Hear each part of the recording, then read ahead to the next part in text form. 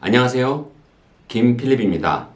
오늘은 아주 재밌는 제목의 영상으로 인사드릴까 합니다. 오늘 제목, 소크라테스 형이 알려주는 수학 공부 비법. 아마도 대부분 이 영상을 막 들어와 보신 분들은 좀 의아해 하실 겁니다. 왜냐하면 아니 수학 비법? 그러면 왠지 가우스, 라이프치 뭐 이런 사람들이 더 잘 어울릴 것 같은데 왜 갑자기 뜬금없이 철학자 소크라테스를 소환했느냐, 또는 요즘 테스 형이라는 노래로 소크라테스가 너무 많이 알려지니 그 소크라테스 형의 이름을 빌려서 이목을 좀 끌어보려고 하는 그러한 영상 아닌가? 뭐 이렇게 생각하실 수도 있습니다. 그런데 그게 아니라 소크라테스 형이 우리에게 준 아주 중요한 수학 학습 비법이 있습니다. 바로 오늘은 그 학습 비법에 대해서 제가 말씀드리고자 합니다. 우선 소크라테스 형이 했다는 수학자인 피타고라스를 놔두고 소크라테스의 명언을 빌어서 왜 수학 학습 비법에 대해서 얘기하려고 하느냐. 바로 그 이유는 수학 학습을 잘하려면, 바꿔 말해서 수학을 정말 완벽하게 그리고 철저하게 정복하고 싶다면 소크라테스가 한 말이라고 알려져 있는 Know yourself, 내 자신을 알라, 이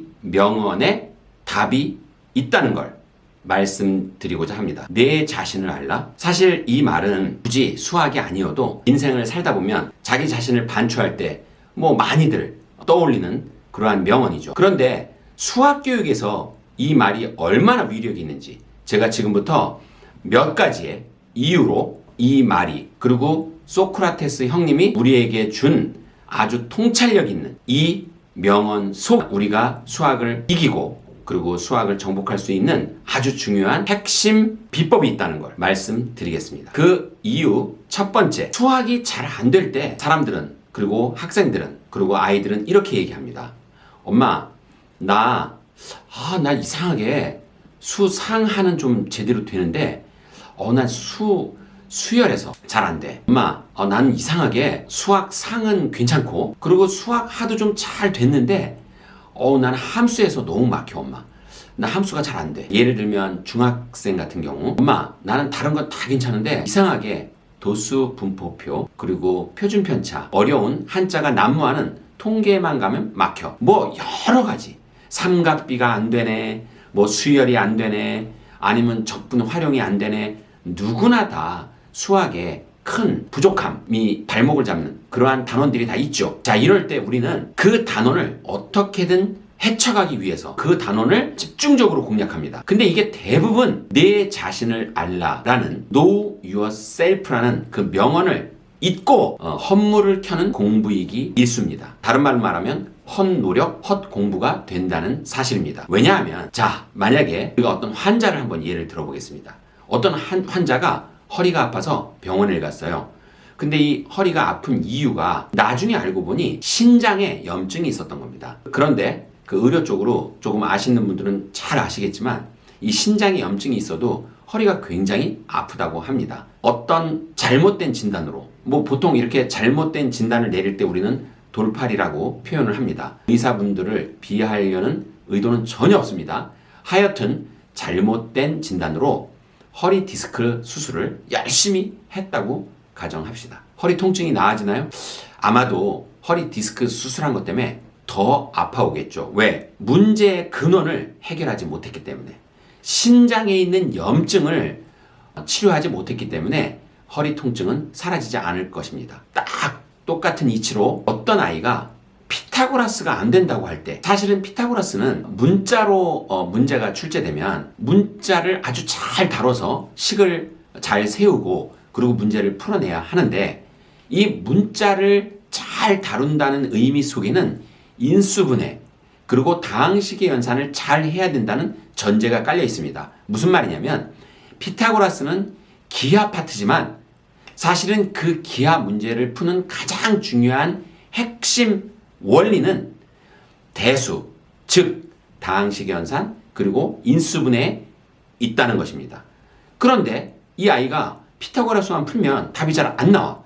그래서 피타고라스 문제만 주구장창 풀면 결국 근본적인 치료책 그리고 해결책은 되지 않고 오히려 더 피타고라스 정리를 싫어하고 증오하게 됩니다. 왜? 아무리 풀어도 해결책이 안 보이니까. 나아지지 않으니까. 그건 왜냐하면 문자를 다루는 방식이나 아니면 인수분해에 대한 통찰력 또는 해안 이런 게 전혀 없으니까 문제를 아무리 풀어도 그게 암기가 되는 거지 공부가 되는 게 아니기 때문입니다. 따라서 이렇게 피타고라스가 잘 안 되지만 그 아이가 푼 문제를 잘 살펴보면 풀이를 잘 살펴보면 의외의 곳에서 구멍이 뚫려 있음을 알게 됩니다.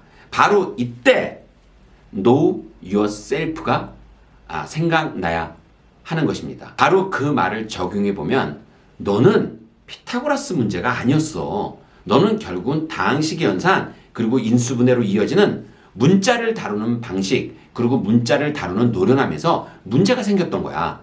이렇게 정확한 진단이 내려져야 바꿔 말하면 소크라테스 형님이 2500여 년 전에 얘기한 Know Yourself 네 자신을 정확히 파악하는 거 거기서부터 출발해야 수학이 정복되는 것입니다.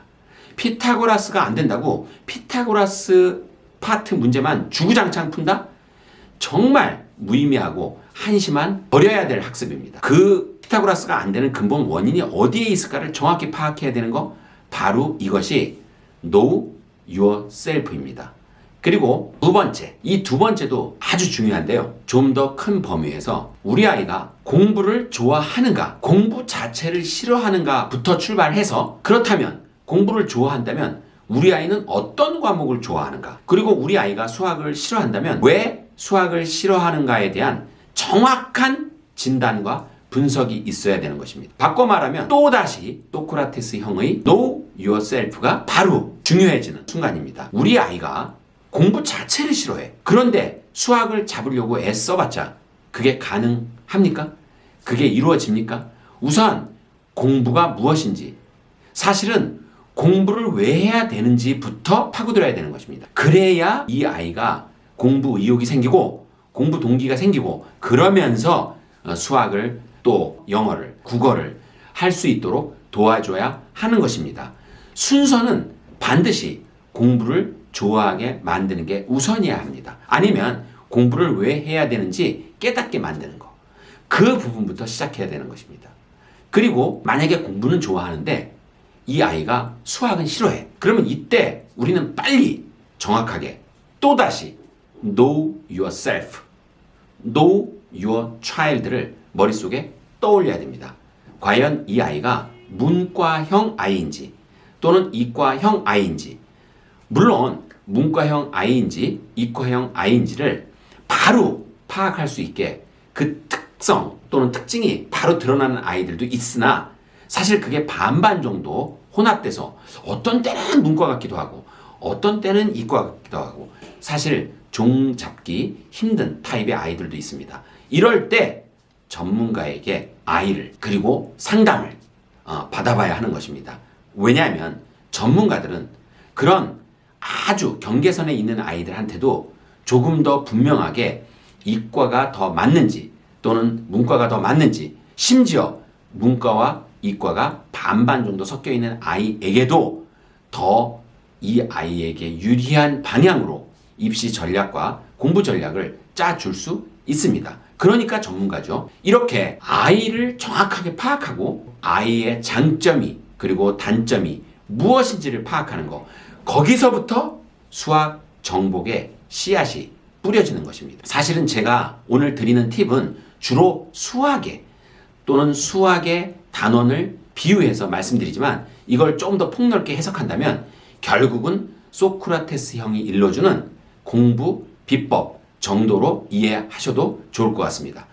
우리 아이가 공부를 할 때 그리고 수학을 할 때 우리 아이의 정확한 위치 그리고 선호도 그리고 장단점까지 완전히 파악하고 분석하는 그러한 Know Yourself 또는 Know Your Child 라는 멋진 명제를 머릿속에 떠올리고 거기를 바탕으로 그것을 바탕으로 해서 공부 계획을 세우고 공부 전략을 세운다면 분명히 수학 정복 아주 높은 훌륭한 성취도를 이루어내서 원하는 목표 그리고 원하는 대학 그리고 원하는 직업까지 쟁취할 수 있게 될 것입니다. 제가 아주 중요한 포인트 다시 한번 강조드리겠습니다. 머리가 아파서 병원에 갔는데 다리에다 반창고를 발라주고, 허리가 아파서 병원에 갔는데 분명히 신장에 염증이 있는데도 불구하고 그냥 엉터리로 진단을 해서 허리 디스크 수술을 하는, 이러한 말도 안 되는 진단에 따른 말도 안 되는 처방이 난무하고 있습니다. 수학 교육 현장에서도. 따라서 특히 제가 아까 강조드렸던 피타고라스가 안 되는데 사실은 원인을 찾아봤더니 이게 다항식이 현상, 그리고 인수분해로 이어지는 대수가 문제였고, 사실은 기하 파트인데도 불구하고, 이것은 아까 제가 언급을 안 드렸지만 너무 중요한 포인트여서 꼭 강조를 드리고 싶습니다. 우리 아이가 서술형 문제를 계속 틀린다고 해서 문학책을 계속 읽히는, 왜냐하면 서술형이 결국은 문장 해동 능력, 문장 독해 능력이 떨어진다고 그렇게 판단을 해서, 사실은 그러한 말도 안 되는 진단을 통해서 이 아이를 독서 학원에 보내고, 그래서 문학작품을 읽히고, 수학의 서술형을 틀리는 것과 인문학적 소양은 전혀 별개의 것이다. 무슨 말이냐? 수학 문제의 서술형은 문장을 이해 못해서 못 푸는 게 아닙니다.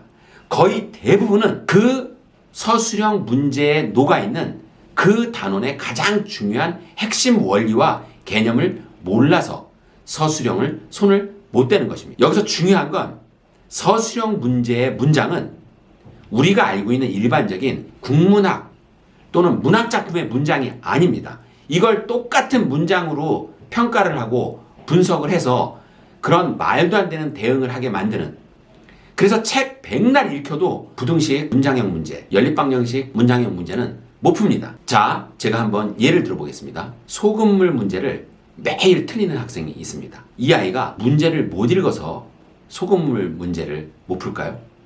그렇다면 오늘부터 그 아이는 계속 노벨 문학상 문학작품을 계속 읽히면 되겠네요. 그게 아니라 소금물 문제를 푸는 근본 원리, 식을 세우는 원리, 이게 약해서 소금물 문제를 못 푸는 것입니다. 그래서 이럴 때는 문장을 많이 읽어야 되는 게 아니라, 물론 문장을 많이 읽는 거는 나쁘지 않아요.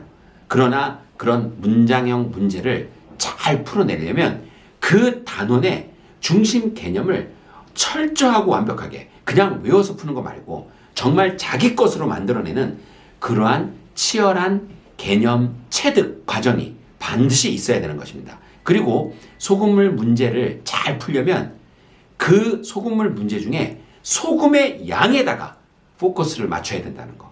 그 소금의 양만 잘 따라가서 식을 세우면 어떤 소금물 문제도 100% 풀린다는 그러한 수학적 로직을 알아야 되는 거지, 그 소금물 문제의 문장을 이해를 못해서 우리 아이가 소금물 문제를 못 풀고 또는 그런 서술형 문제를 못 푼다는 그러한 잘못된 판단, 그리고 잘못된 진단으로 돌팔이 같은 처치를 하지 않았으면 하는 바람입니다.